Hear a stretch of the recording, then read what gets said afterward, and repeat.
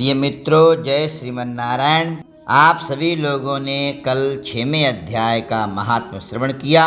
आज आप सभी लोग पुरुषोत्तम भगवान की मंगलमयी दिव्य कथा 7वें अध्याय की अर्थात 7वें दिन की कथा आप सभी लोग श्रवण करेंगे।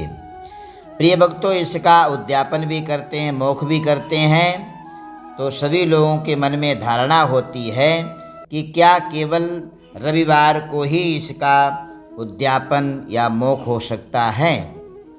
ऐसा यह जो पुरुषोत्तम मास का ग्रंथ है, इसमें लिखा हुआ है कि अष्टमी, नवमी और चतुर्दशी के दिन आप मोक्ष कर सकते हैं। उद्यापन करना सर्वश्रेष्ठ होगा। सूत जी बोले कि हे तपोधन, आप लोगों ने जो प्रश्न किया है वही प्रश्न नारद ने नारायण से किया था। जो नारायण भगवान ने उत्तर दिया वही हम आपसे कहते हैं। नारद जी बोले कि विष्णु ने अधिमास का अपार दुख निवेदन करके जब मौन धारण किया, तब हे बद्रीपते पुरुषोत्तम ने क्या किया। भगवान नारायण बोले कि हे वत्स गोलोकनाथ, श्री कृष्ण ने विष्णु के प्रति जो कहा वो अत्यंत गुप्त है, परंतु भक्त, आस्तिक, सेवक और दम्भ रहित अधिकारी पुरुष को कहना चाहिए। भगवान कथा किसको सुनानी चाहिए? जो भगवान का अनन्य भक्त हो। अतः मैं सब कहता हूँ, सुनो। यह आख्यान सतकीर्ति, पुण्य, यश, सुपुत्र का दाता, राजा को वश में करने वाला है और दरिद्रता को नाश करने वाला एवं बड़े पुण्यों से सुनने को मिलता है। जिसके बहुत पुण्य उदय होते हैं जन्म जन्मांतर के, तब भगवान में मन लगता है और भगवान की कथा में मन लगता है। जिस प्रकार इसको सुने उसी प्रकार से आचरण भी उस पे करना चाहिए, अमल करना चाहिए। पुरुषोत्तम बोले कि हे विष्णु, आपने बड़ा अच्छा किया जो मलमास को लेकर के यहाँ चले आए। इससे आप लोक में कीर्ति पावेंगे। आपने जिसका उद्धार स्वीकार किया है उसको हमने भी स्वीकार किया, ऐसा आप समझिए। अतः इसको हम अपने समान सर्वोपरि करेंगे। गुणों से, कीर्ति के अनुभव से, षडैश्वर्य से, पराक्रम से, भक्तों को वर देने से और भी जो मेरे गुण हैं उनसे मैं पुरुषोत्तम जैसे लोक में प्रसिद्ध हूँ, वैसे यह मलमास भी लोकों में पुरुषोत्तम करके प्रसिद्ध होगा। मेरे में जितने गुण हैं वे सब आज से मैंने इसे दिए। पुरुषोत्तम जो मेरा नाम लोक तथा वेद में प्रसिद्ध है, वो भी आपकी प्रसन्नता के अर्थ आज मैंने इसे दे दिया। हे मधुसूदन, आज से मैं इस अधिमास का स्वामी हुआ। इसके पुरुषोत्तम इस नाम से सब जगत में यह पवित्र होगा और सब लोग इसके लिए जानेंगे। मेरी समानता पा करके यह अधिक मास सब मासों का राजा मैंने आज इसको बना दिया और आशीर्वाद दे दिया। यह अधिमास जगत पूज एवं जगत से वंदना करवाने के योग्य होगा और इसकी पूजा और व्रत को जो करेंगे उनके सभी दुख और दरिद्रता का नाश हो जाएगा। कभी भी उसको दरिद्रता नहीं आएगी, संकट उसको नहीं घेरेंगे, वो साक्षात वैकुंठ का अधिकारी हो जाएगा। चैत्रादि सब मास सकाम हैं और इसको हमने निष्काम बना दिया है। इसको हमने समान बना दिया और मोक्ष देने वाला बना दिया। जो प्राणी सकाम अथवा निष्काम होकर के अधिक मास का पूजन करेगा, वो अपने सब कर्मों को भस्म करके निश्चय मुझको प्राप्त होगा।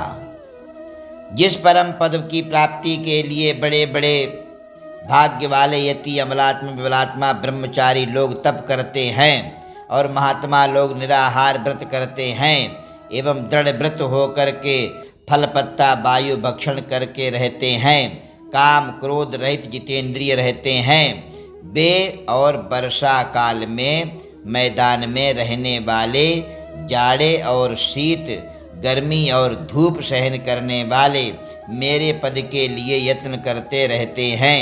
हे गरुड़ध्वज, तब भी वे मेरे अव्यय परम पद को नहीं प्राप्त होते हैं, परंतु पुरुषोत्तम के भक्त 1 मास के ही व्रत करने से बिना परिश्रम के जरा मृत्यु रहित तो उस परम पद को प्राप्त हो जाते हैं। बोलो पुरुषोत्तम भगवान की जय। ऐसे दयालु कृपालु भगवान ने आशीर्वाद पुरुषोत्तम के लिए उसको पवित्र बना दिया, अपने समान ही बना दिया। यह अधिक मास व्रत संपूर्ण साधनों में श्रेष्ठ साधन है और समस्त कामनाओं के फल की सिद्धि को देने वाला है। अतः इस पुरुषोत्तम मास का व्रत सबको करना चाहिए। हल से खेत में बोए हुए बीज जैसे करोड़ों गुना फल प्राप्त कराते हैं, उसी प्रकार से यह पुरुषोत्तम मास भी करोड़ों गुना फलों को देने वाला होता है।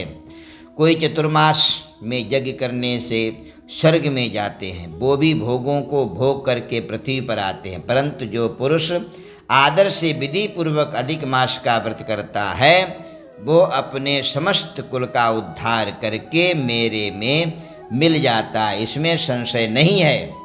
हमको प्राप्त होकर के प्राणी पुनः जन्म मृत्यु भय से युक्त एवं आदि व्याधि से जराग्रस्त से संसार में फिर नहीं आता है। जहाँ जाकर फिर पतन नहीं होता, सो मेरा वो परम धाम है। गीता में भी भगवान ने कहा, यदि गत्वा निवर्तन्ते तद्धाम परमम मम। ऐसा जो वेदों का वचन है वो सत्य है, असत्य कैसे हो सकता है। यह अधिमास और इसका स्वामी मैं ही हूँ, मैंने ही इसे बनाया है। और पुरुषोत्तम यह जो मेरा नाम है सो भी मैंने इसे दे दिया। भगवान तो झूठ बोलते नहीं, भगवान ने कहा मैंने ही इसे बनाया था। तो नृसिंहावतार में भगवान ने ही 13वें महीने की उत्पत्ति की थी, इसलिए भगवान ने कहा मैंने ही इसे बनाया है और मैंने ही इसका उद्धार किया। अतः इसके भक्तों की मुझे दिन रात चिंता बनी रहती है और इसके भक्तों की मनोकामनाओं को मुझे ही पूर्ण करना पड़ता है। कभी कभी मेरे भक्तों का अपराध की गणना में आ जाता है, परंतु पुरुषोत्तम मास के भक्तों का अपराध मैं कभी गिनता ही नहीं हूँ। हे विष्णु, मेरी आराधना से मेरे भक्तों की आराधना करना मुझे प्रिय है। मेरे भक्तों की कामना पूर्ण करने में मुझे कुछ देरी भी हो सकती है, परंतु मैं अपने भक्तों की कामनाओं को या मेरे भक्त हैं उनके भक्तों की कामनाओं को पूर्ण करने में मुझे विलंब नहीं लगती है। मेरे मास के जो अर्थात पुरुषोत्तम मास के जो भक्त हैं वे मुझे अत्यंत प्रिय हैं। यह अधिक मास पुरुषोत्तम मास, जो मनुष्य इस अधिमास में जब दान नहीं करते वे महामूर्ख हैं, और जो पुण्य कर्म रहित प्राणी स्नान भी नहीं करते एवं देवता तीर्थ द्विजों से द्वेष करते हैं, वे दुष्ट आगामी और दूसरे के भाग्य से जीवन चलाने वाले होते हैं। जिस प्रकार खरगोश के सींग कदापि नहीं होते, वैसे ही अधिक मास में स्नानादि न करने वालों को स्वप्न में भी सुख प्राप्त नहीं होता है।